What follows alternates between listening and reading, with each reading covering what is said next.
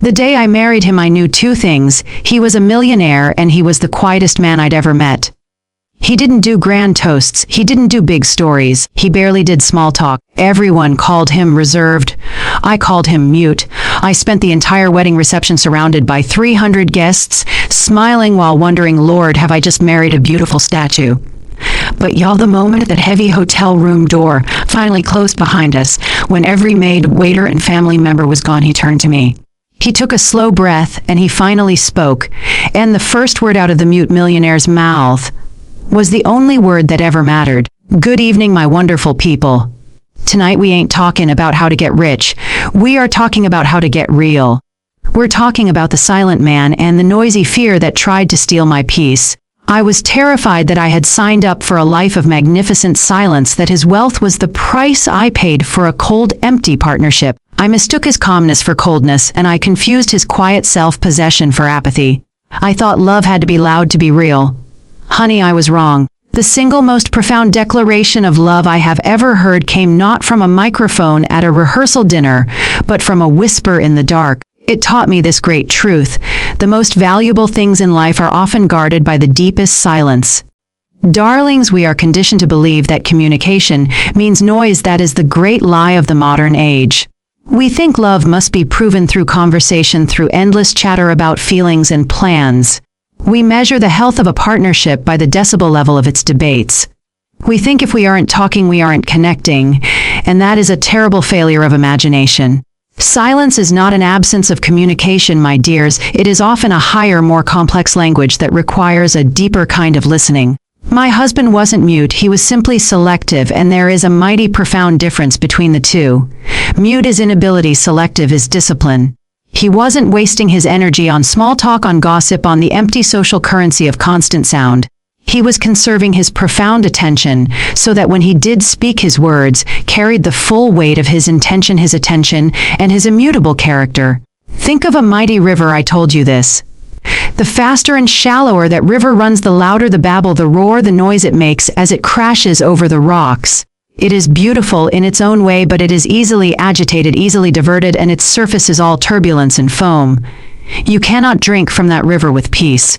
But the deeper the river, the quieter and more powerful the current flows. The surface may be nearly still, a dark mirror reflecting the sky, but beneath that surface is an irresistible force, a vast depth of water that cannot be easily stopped or turned. My husband was a deep river, and I was foolishly looking for the noisy babble of a shallow creek. I wanted the loud performance of love when he was offering me the unshakable current of commitment. That current is what keeps the lights on and the house standing and the future secure, and it does not need to shout its existence to be real. When you marry a quiet soul, you are called to retire your ears. You must consciously stop listening for the noise. Instead, you must activate your heart and your sight. You must learn to read the commitment in the calm of their movements, the unhurried way they hang up their coat or put the coffee pot on.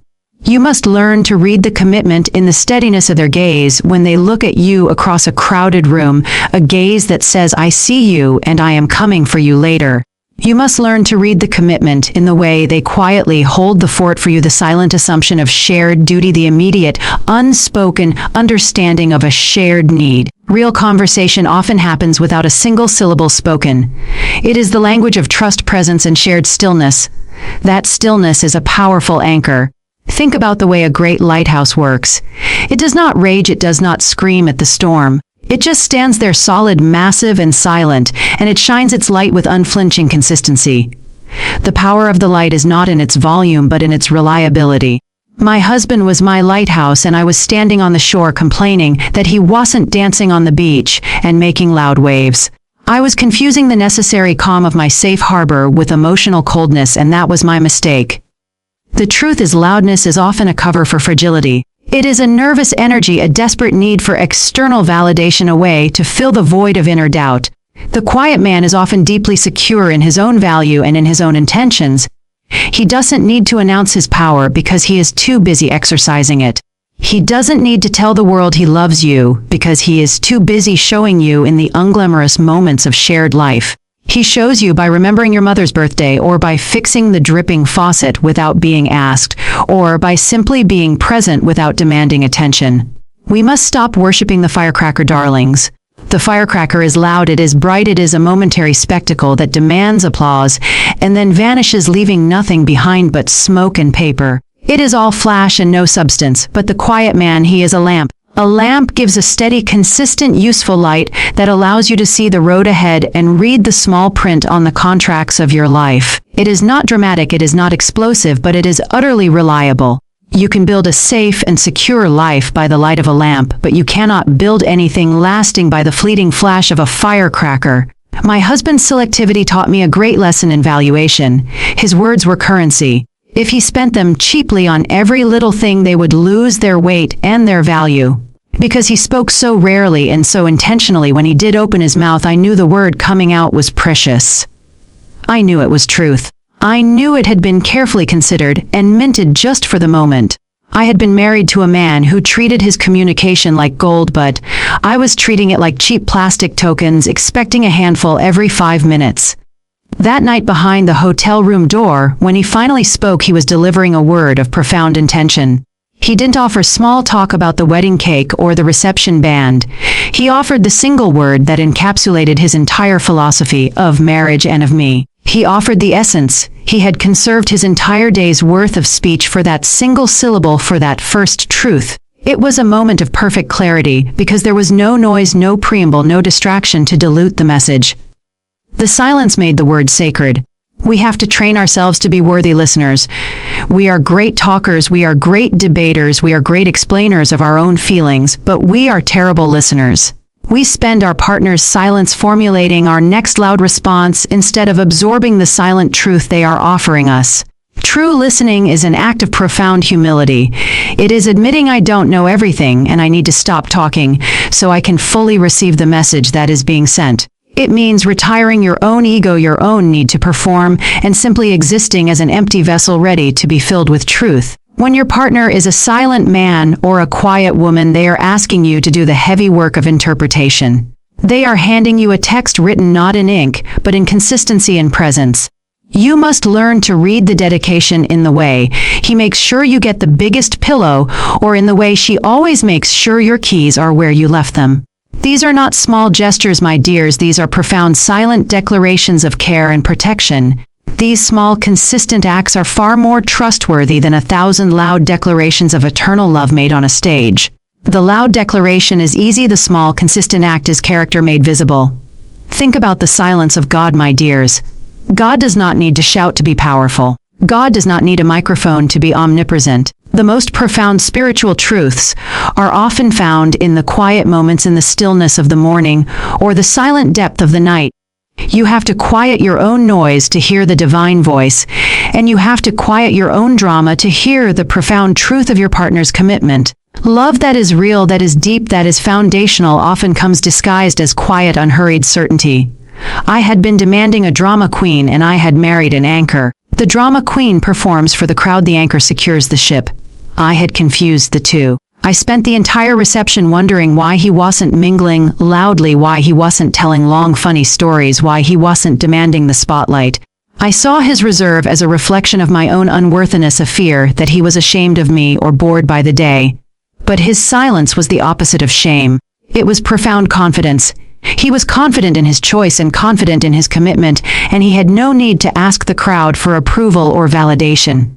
He was already resting in the certainty of the covenant we had made. That is the luxury of stillness I talked about. It is the end of the chase. It is the cessation of the need to perform. When you are truly loved, you are given permission to rest. You don't have to be charming anymore. You don't have to be perfect anymore. You don't have to fill every uncomfortable moment with nervous chatter. You are simply safe. The quiet man creates a sanctuary from the world's frantic energy, a place where the noise and the chasing stops. That sanctuary is the greatest gift of wealth, not his money, but his stillness. The silent man on the porch, the one who spoke his truth only to me, was showing me that I was the only audience that mattered. He didn't need the applause of 300 guests to prove his love. He needed the privacy of that dark room to reveal his truth. That moment taught me that the most powerful words in a marriage are reserved for the deep private space of intimacy, not the loud public space of performance. When your partner is selective with their words, they are giving their deepest truths a sacred guard, a precious boundary. We need to redefine passion, my dears. Passion is not always loud and fiery and dramatic. Sometimes passion is a quiet, intense focus on the long-term well-being of the partnership. It is the passion for stability, the passion for security, the passion for consistency. That quiet, powerful current is what you need for a lifetime, not the momentary flash of emotional explosion. You must choose the deep river over the noisy creek. You must choose the quiet lamp over the dramatic firecracker.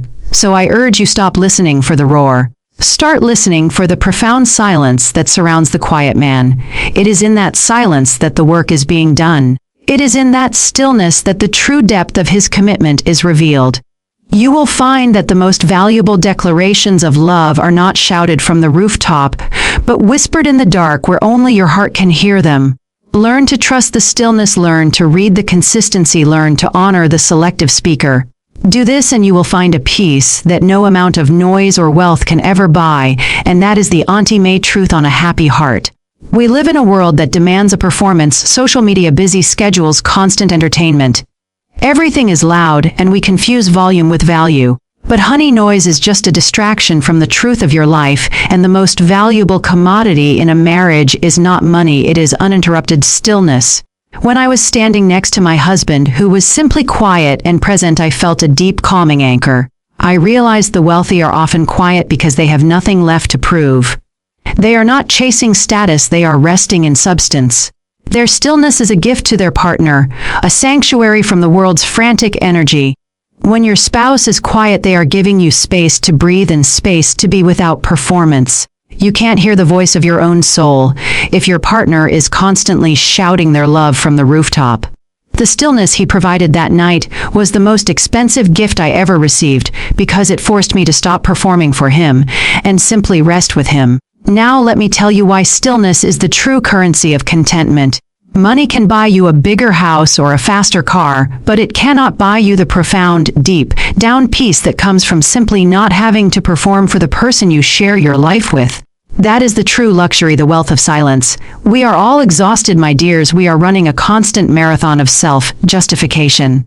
We are always trying to prove our beauty, our intelligence, our success, our worthiness. We carry this immense burden of performance every day from the moment we open our eyes and check the phone. We perform for our bosses, for our neighbors, for our social feeds, for our children, for everyone except the one person we should be able to just be with. My millionaire husband understood the deep corrosive tax that noise and performance put on a soul. He lived in a world where everyone was chasing him for something, a deal, an investment, a connection, an introduction. Everyone was loud because everyone wanted something. His stillness, his profound silence was his shield against the constant clamor of transactional life. And when he brought me into his stillness, he was saying to me, "You are safe here, you are exempted from the chase." That exemption is a gift of immeasurable value. I was a noisy woman, y'all, a talker, a doer, a performer. I thought my worth was tied to my ability to entertain, to engage, to fill every moment with some kind of charming activity or interesting anecdote. My whole life was an audition, and my wedding day was the final grand performance. So when I finally stood alone with my quiet husband in that silent room, I felt a deep terror. I felt like the music had stopped and I had forgotten how to dance. I thought his silence meant he was waiting for me to start the next act, waiting for me to prove that I was worth the investment of his time and his future. I mistook his presence for expectation. But his stillness was not expectation, it was permission. It was a silent decree that said, the theater is closed. You can retire your costume now. That permission to stop striving, to stop justifying, to stop charming is the most intimate form of love there is. That is the moment you truly feel seen, for the tired, weary soul, that you are not the manic, perfect facade you present to the world. And in that stillness, I realized I had finally married a safe harbor, not another storm. Think about the great anchors in your life. A mountain is quiet. A deep lake is quiet. The great ancient trees are quiet. They don't need to shout their presence to assert their strength. Their power is in their immobility, their consistency, their profound refusal to be moved by the daily squabbles of life. They are resting in substance, a stillness born of deep roots and a settled existence. My husband was like that. He was settled. He was not chasing status because he was resting in substance. He was not trying to acquire wealth because he had already mastered the art of being content. When you are constantly surrounded by noise, whether it is physical noise or emotional noise, you lose the ability to hear your own true voice. You lose your moral compass, your sense of direction, your inner wisdom. Noise is the great disorienter. It tells you to move faster, to buy more, to be louder, to chase the next big thing. It prevents you from sitting still long enough to ask, am I happy? Is this the right path for my soul? Is this partnership serving my deepest purpose? The silence he gave me was a gift of clarity. It was an empty room where I could finally hear the whispers of my own heart over the roar of my own anxiety. It forced me to look at myself and ask, who am I when the performance ends? And his presence, his quiet, steady, unjudging presence was the answer. He was saying, you are simply mine, and that is enough. His stillness became a mirror reflecting back the quiet truth of my own being, a truth I had been too busy performing to see. This is the great exchange in a profound marriage. The noisy partner gives the quiet partner the warmth of connection, the spark of shared life, the necessary lightness. And the quiet partner gives the noisy partner the sanctuary of stillness, the deep necessary rest, the profound certainty that they are anchored. It is a perfect balance, a symbiotic relationship where one energy feeds the other. I was giving him the human connection he needed, and he was giving me the psychological rest I desperately required. That stillness was his profound act of service to my soul. We confuse activity with meaning. We think a busy marriage is a good marriage. We think if we aren't planning a trip, remodeling the kitchen, or having a dramatic discussion, then we must be failing. But honey, those quiet, still moments, the ones where you are just sitting side by side reading, or watching a movie, or simply existing in the same room, without talking, those are the foundational moments of real connection. Those are the moments where your nervous systems synchronize, where your souls learn to breathe in the same rhythm. That kind of quiet shared presence is non-negotiable for a lasting love. The wealthy man, the man who is truly successful and secure, has learned the value of their own energy. They know that constant chatter, constant performance, constant socializing is a massive drain on your inner resources. They protect their stillness fiercely because stillness is where true power resides. It is the place where good decisions are born, where wisdom is cultivated, and where true self-possession is maintained. By offering me his stillness, he was offering me the benefit of his mastery over self. He was offering me a share in his inner peace. He was offering me the most expensive gift a person can give: unhurried time. When a partner is always performing, always seeking validation, always trying to fill the quiet air, they are telling you that they are deeply insecure, and their neediness will eventually exhaust your own reserves. But the man who is comfortable in his own quiet company, the man who is present without needing attention, that man is a reservoir of strength. He is not drawing from you, he is adding to you. He is not demanding your energy, he is replenishing it by the sheer force of his calm presence. His silence was an act of profound psychological generosity. The stillness he provided that night was the most expensive gift I ever received, because it cost him nothing, but it gave me everything. It forced me to stop performing for him and simply rest with him.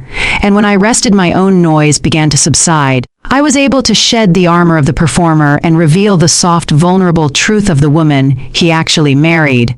And when I finally allowed that stillness to settle in my soul, I finally heard the truth of his first word: rest. It was an invitation to a lifetime of peace, and that peace is the ultimate luxury.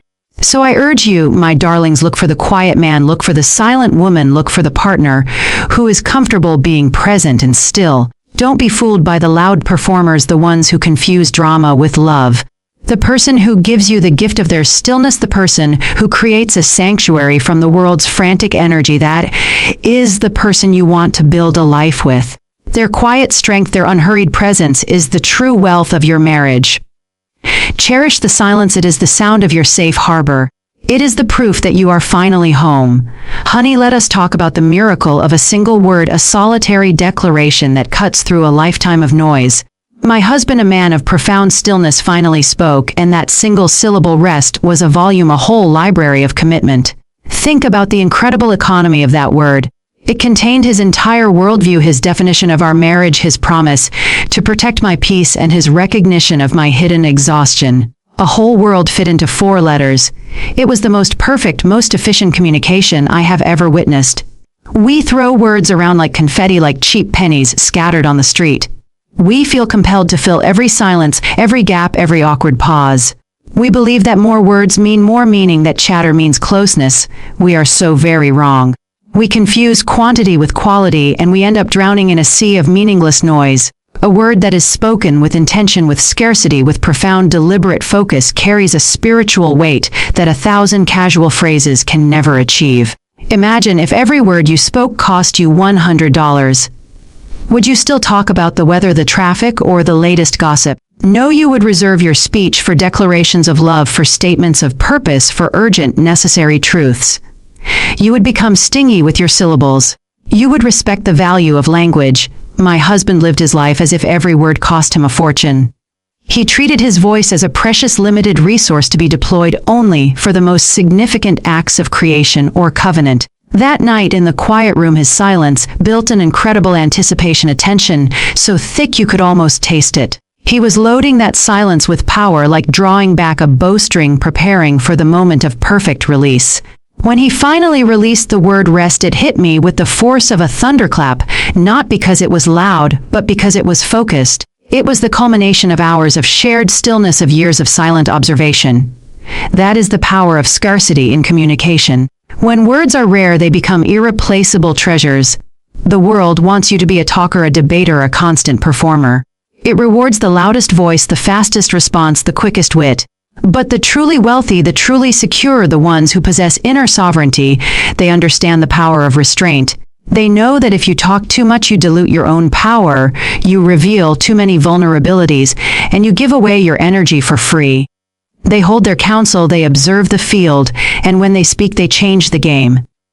That is what my husband did. He changed the game of our marriage with one word. He could have said, "I love you," which is beautiful and necessary, but it is also a phrase that is often said casually. He could have said, "You are beautiful," which is fleeting and focused on the surface. He could have said, "I promise to provide," which is transactional and based on money. Instead, he chose rest. That word was a promise to address my deepest need, my psychological exhaustion, my spiritual fatigue. He saw the warrior in me, and he gave me a permanent, honorable discharge. He saw the performer, and he closed the stage. Think of your own life. How much of your daily communication is truly essential? How many words are wasted filling space, protecting insecurity, or simply repeating what everyone already knows? We suffer from verbal inflation, where the value of language has plummeted because we oversupply the market. If you want your words to regain their power, you must stop spending them recklessly. Start saving your syllables. Let your silence do the heavy lifting of observation and contemplation. A truly powerful person understands that they do not need to explain every action or justify every decision. Their actions speak louder than their arguments, and their presence is its own explanation. My husband never felt the need to apologize for his quietness or to fill the air with reasons for his success. He simply existed as a force of nature, a settled entity. And that night he extended that settled existence, that profound peace to me. He taught me that in a world of constant digital noise, greatest kindness you can offer your partner is the gift of uninterrupted silence. Not the silence of withdrawal or anger, but the generous silence of shared presence, where no one is required to entertain or to defend. That is where trust is truly forged, not in the heat of a loud argument, but in the quiet warmth of mutual understanding. His one word, rest, was the foundation of our entire philosophy. We built our home, our life, our family on the principle of minimizing friction and maximizing peace. We learned to solve problems with action rather than endless discussion. We learned to express affection through small acts of service rather than grand public declarations. His vocal scarcity guided our entire existence toward efficiency and intentionality. If he had been a man of constant chatter, his word, rest, would have been just another suggestion lost in the flood of his opinions. But because he was a mute millionaire, the word landed with crushing weight and crystal clarity. His silence was the frame that made the picture visible. It was the white space that allowed the text to be read. He proved that sometimes the most important part of a message is the quiet space around it. I urge you to consider the opportunity cost of every word you speak. When you choose to speak lightly, you lose the chance to speak profoundly. When you choose to fill the silence with noise, you lose the chance to hear what your partner, your child, your own intuition is trying to tell you. Every unnecessary word is a wasted currency. Every intentional silence is an investment in future power. My husband's single word was a lesson in ruthless prioritization. He went straight to the heart of the matter. He saw my tiredness and he offered the solution without complication. He didn't offer a spa weekend, a diamond necklace, or a lifetime guarantee of happiness. He offered me the single thing I could not buy or find in the outside world: permission to stop.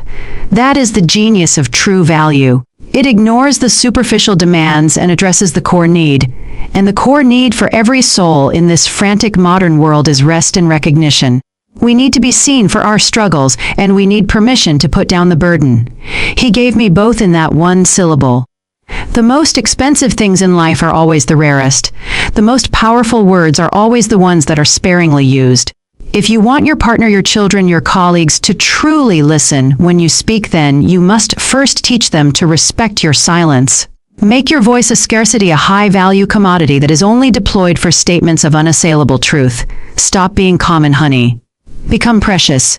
That night, my millionaire husband taught me that real wealth is not what you acquire, but what you don't have to chase. He had chased and acquired his fortune, and now he had settled into the profound quietude of having enough. And now he was inviting me to share in that ultimate state of having enough, of being enough. His one word was the ultimate invitation to inner retirement, a retirement from the endless performance of self-justification. He gave me his most precious asset, which was his focalized attention and his preserved energy. He did not waste his energy on small talk, so he had the entire force of his soul ready when he delivered that one essential word. It was a word that needed no comma, no explanation, no heading, no bullet points. It was a word that contained its own universe of meaning. It was an unbreakable covenant signed in a whisper. So go home tonight and stop talking so much. Stop performing so much. Don't worry about filling every silence with your dazzling wit or your endless plans. Just be still and listen. Ask yourself and ask your partner, what is the one word that summarizes the deepest need, the core commitment, the unshakable truth of your partnership? That one word will save you 1,000 arguments and 10,000 wasted conversations. It will give you the clarity that true silence always provides. Darlings, colleagues, visionaries, we gather here today at a critical juncture in history. We stand at the precipice of constant transformation, a relentless wave of change that spares no industry, no enterprise, no individual. The theme of this key, note this pivotal moment, is the courage of perpetual motion. It is about understanding that in the modern world, stability is an illusion. Stagnation is a death sentence. To survive, to thrive, to build something truly lasting, we must embrace the beautiful, terrifying reality of nonstop adaptation. This requires more than just new technology. It demands a fundamental shift in how we think, how we lead, how we live. For decades, success was defined by efficiency and optimization. We perfected the assembly line. We minimized waste. We sought the perfect system, the unbreakable process. We told ourselves that once we reached that peak of perfection, we could rest. We could coast. This was a dangerous, outdated lie. The speed of information today has shattered that model entirely. Your 5-year plan is obsolete in 18 months. Your competitive advantage is a shared commodity within 6. The market does not reward perfection. It rewards fluidity. It rewards responsiveness. It rewards the willingness to destroy your own best ideas before someone else does it for you. The greatest risk facing any successful organization is not external competition. The greatest risk is internal complacency. It is the comfort of the status quo. It is the leadership team that says, we did it this way last quarter and it worked fine. Fine is the enemy of magnificent. Fine is the precursor to failure. Complacency breeds arrogance. Arrogance blinds you to disruption. We must actively seek out the friction, the discomfort, the dissenting voices that challenge our core assumptions. We must treat every moment of success not as an endpoint but as a temporary refueling station. We refill our tanks, we rest briefly, and we immediately get back on the road because the competition is already ahead of us. True innovation is not always about inventing the self-driving car. Often it is simply about redesigning the customer service process. It is about simplifying the subscription model. It is about listening to the frontline staff who interact with the customer every single day. Innovation is a mindset, not a department. It must be woven into the very fabric of your culture. It must be encouraged at every level of the organization, from the intern to the CEO. If an employee feels safe bringing a radically new and potentially disruptive idea to the table, you have a culture of innovation. If they fear ridicule or dismissal, you are already losing the future. Fear is the cement of stagnation. We must dissolve it with curiosity and psychological safety. We must become perpetual learners. The degree you earned 5 years ago is now insufficient. The skill set that made you a star a decade ago is now a baseline expectation. We cannot rely on past knowledge to solve future problems. The most valuable asset you possess is not your title or your bank account balance. It is your capacity for learning. It is your mental flexibility. It is your willingness to admit you do not know the answer and then immediately commit to finding it. This is the difference between a static mindset and a growth mindset. A static mindset sees difficulty as a verdict on ability. A growth mindset sees difficulty as a necessary ingredient for expansion. To foster this learning culture, we must normalize and even celebrate intelligent failure. Failure is not the opposite of success. Failure is a temporary detour on the road to success. It is data, it is information. It is a costly but invaluable lesson. If your team is not failing occasionally, they are not pushing hard enough. They are playing it safe. They are managing risk instead of seizing opportunity. We must create post-mortems that are genuinely blame-free. We must analyze what happened, what we learned, and how we will apply that learning immediately. We must ensure that the only true failure is the failure to learn from the mistake. Learn fast, fail cheap, adapt quicker. This must be the new mantra. The digital revolution is not just about technology. It is about transparency and speed. Customers today expect instant answers, total honesty, and personalized experiences.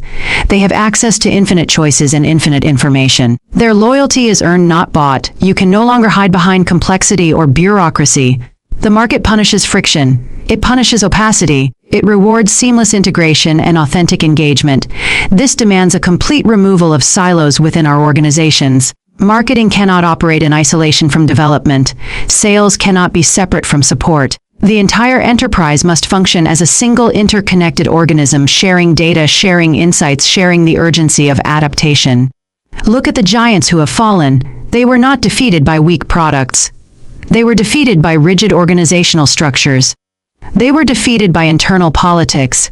They were defeated by the inability to move their own vast ships quickly enough to avoid the iceberg. Size is no longer protection. Size without speed is simply a bigger target. We must therefore build organizations that are intentionally decentralized and agile. Empower small autonomous teams to solve problems quickly. Give them the resources. Give them the mandate. Get out of their way. Trust the people you hired to lead. This requires a new type of leadership.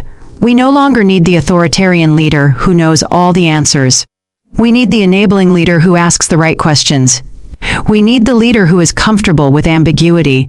We need the leader who is willing to delegate real authority and accept the risk that comes with it. Leading in the age of constant change means being the chief architect of the culture, not the chief decision maker on every single detail.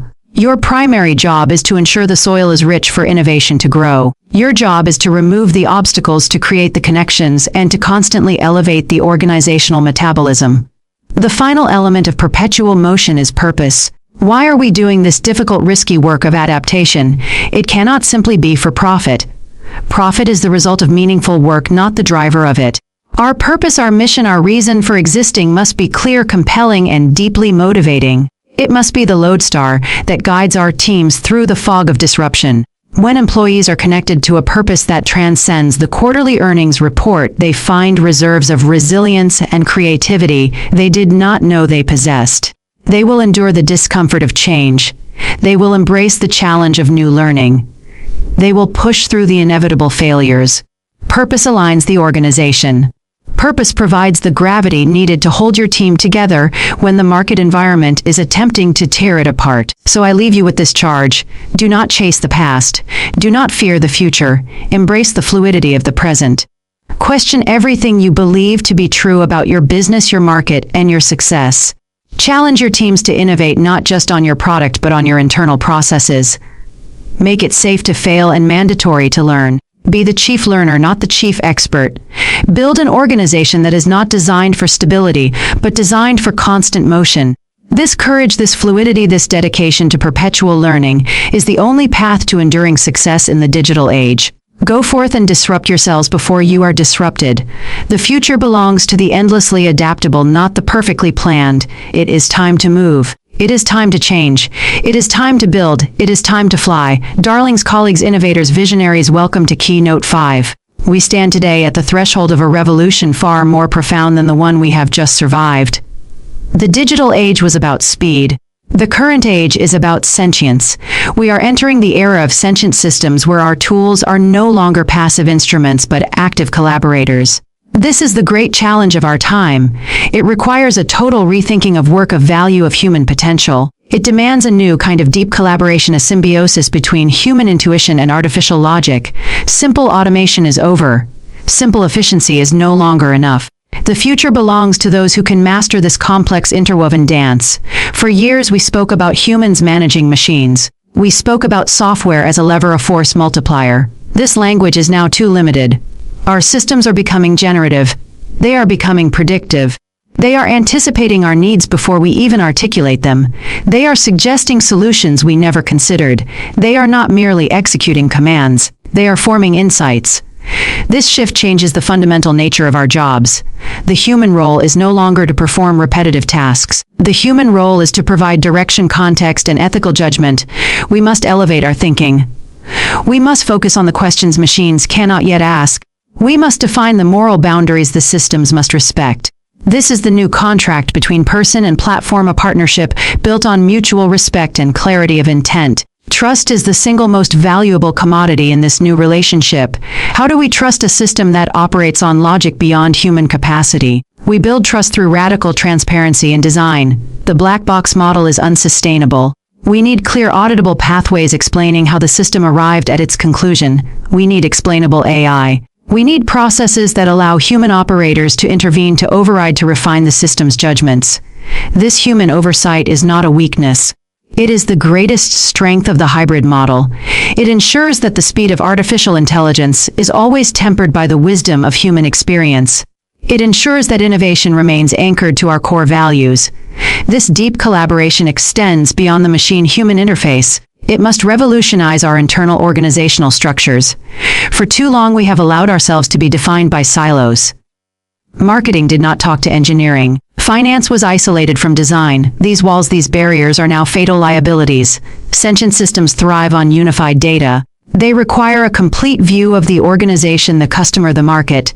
If our data lakes are fragmented, our intelligence will be crippled. We must smash the silos with intentionality and urgency.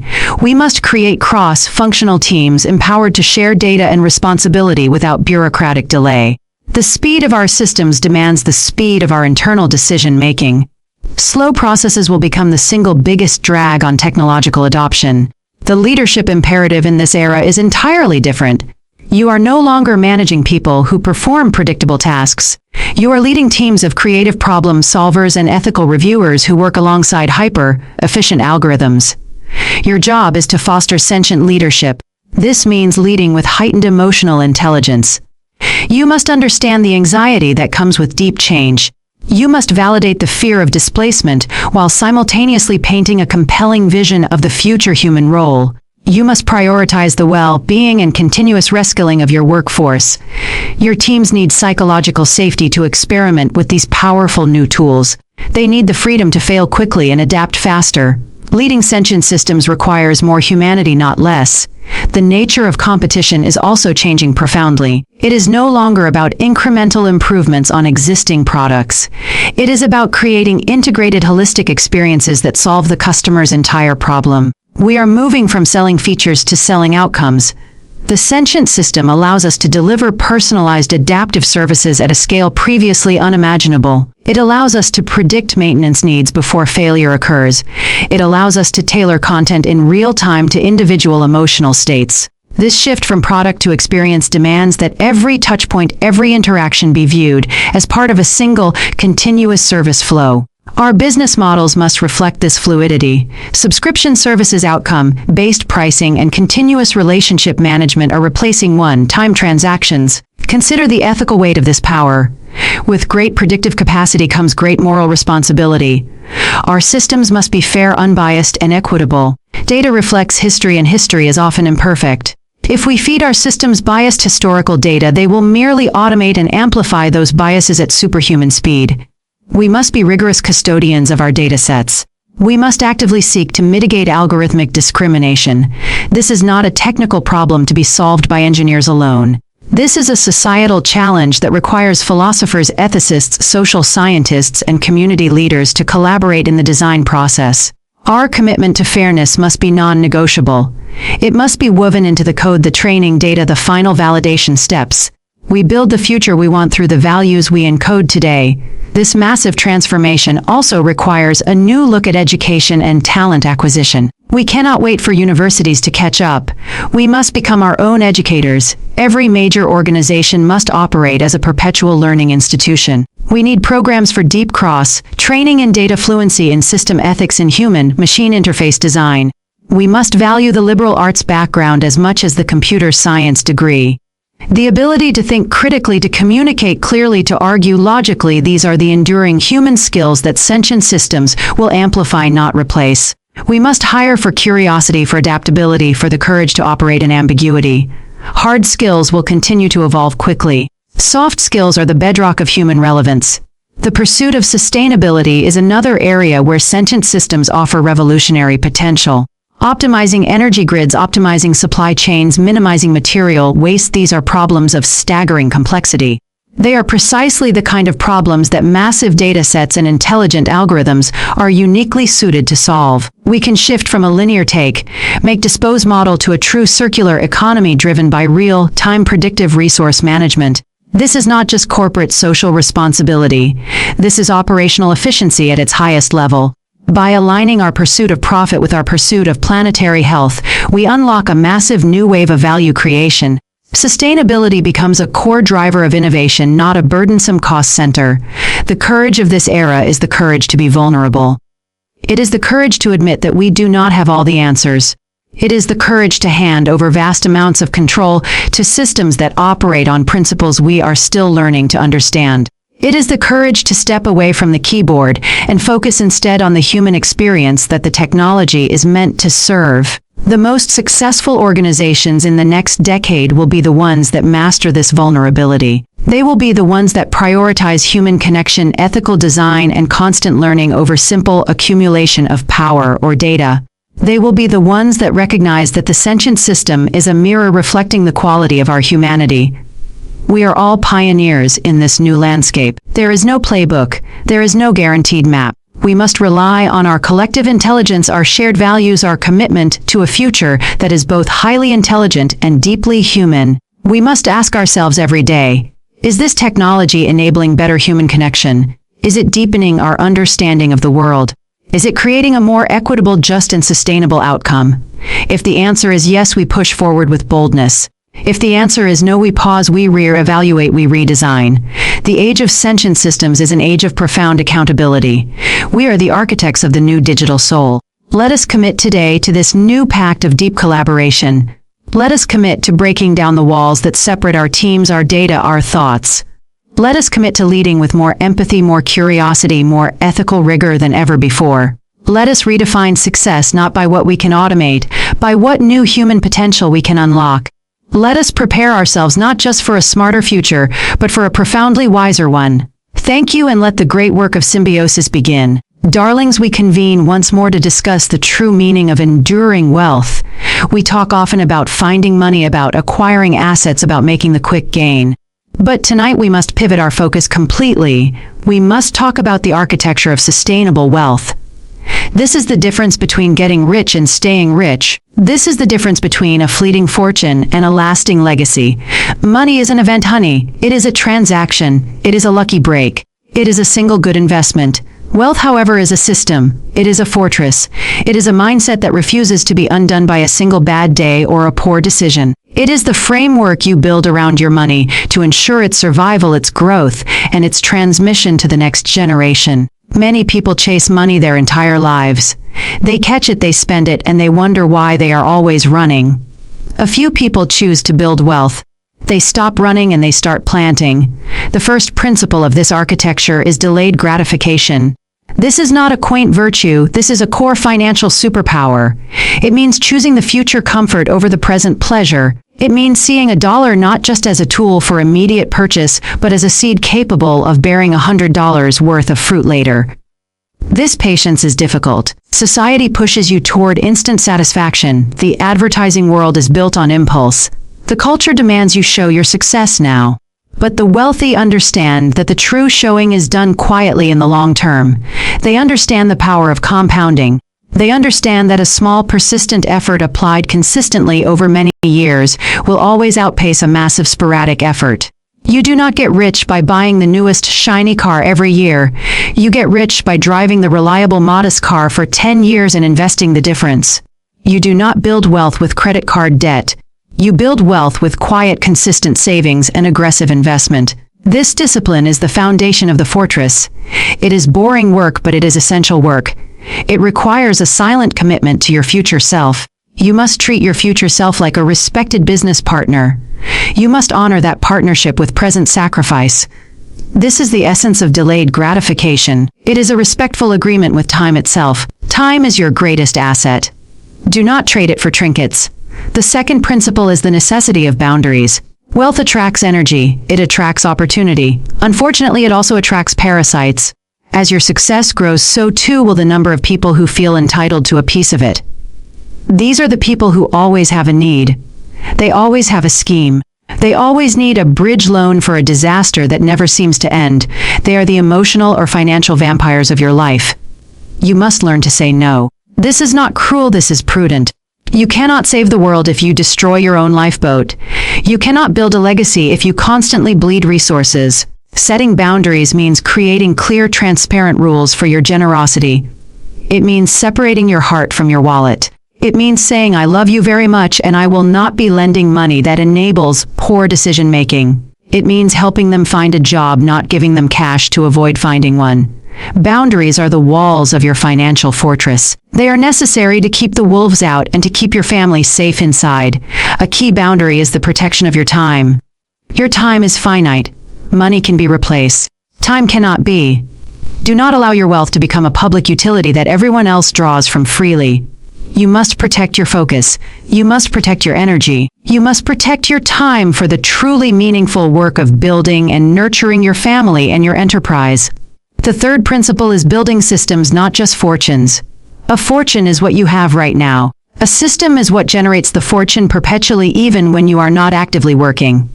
This means setting up trusts. This means establishing clear legal and financial structures. It means having an airtight will and a succession plan. It means creating entities that outlive you. Most people focus only on how to earn the money. The truly wealthy focus on how to organize the money so it works for them tirelessly. This system building is the core architecture. It involves professional advisors. You need a great lawyer. You need a meticulous accountant. You need a trusted financial planner. You cannot do this all alone. You are smart, but you are not infallible. You must surround yourself with experts who understand the complexities of tax law and estate planning and business structure. They are not expenses, honey. They are insurance policies on your future. They are the structural engineers of your fortress. Never be penny wise and pound foolish when it comes to professional help. Investing in expert guidance is investing in the longevity of your wealth. A system ensures that your wealth survives transition. It survives tragedy. It survives the inevitability of change. Consider the notion of lifestyle creep. This is the silent killer of wealth creation. As you earn more, you naturally want to spend more. Your taste level rises. Your habits inflate. That promotion, that bonus, that great deal means you immediately upgrade your house, your cars, your vacations. You are running faster simply to stay in the same place financially because your expenditures are tracking your income too closely. Lifestyle creep prevents the creation of surplus. It prevents the expansion of your investment portfolio. You remain a high-income worker, but you never become a true wealth builder. The wealthy understand the concept of maintaining a gap. They strive to keep their lifestyle expenditure relatively constant, even as their income dramatically increases. The growing gap between their earnings and their spending becomes the fuel for their systems. That surplus is directed into investments and ventures that generate passive income. That passive income is what buys true freedom. Freedom is not about having a private jet. Freedom is about having income that continues whether you get out of bed in the morning or not. That gap, that space between earning and spending, is sacred ground. Protect it fiercely. It is the engine of your escape velocity. True wealth is ultimately about options and resilience. It is the ability to walk away from a toxic job. It is the ability to care for a sick loved one without financial distress. It is the ability to pivot your career when the market shifts. It is not a number in a bank account. It is the confidence that you and your family can handle almost any unexpected event without being financially crippled.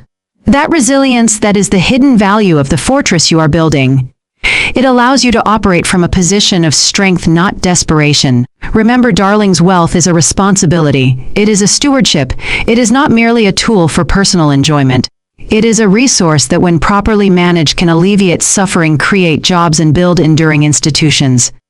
When you commit to building sustainable wealth, you are committing to a future that is bigger than yourself. You are committing to a legacy that will extend beyond your lifetime. You are committing to building not just a fortune, but a future for those you love and for the causes you care about. This is the great work. This is the enduring architecture. It requires patience, it demands boundaries, and it rewards diligence. Build your system, build your fortress, and secure your future with purpose and unwavering resolve.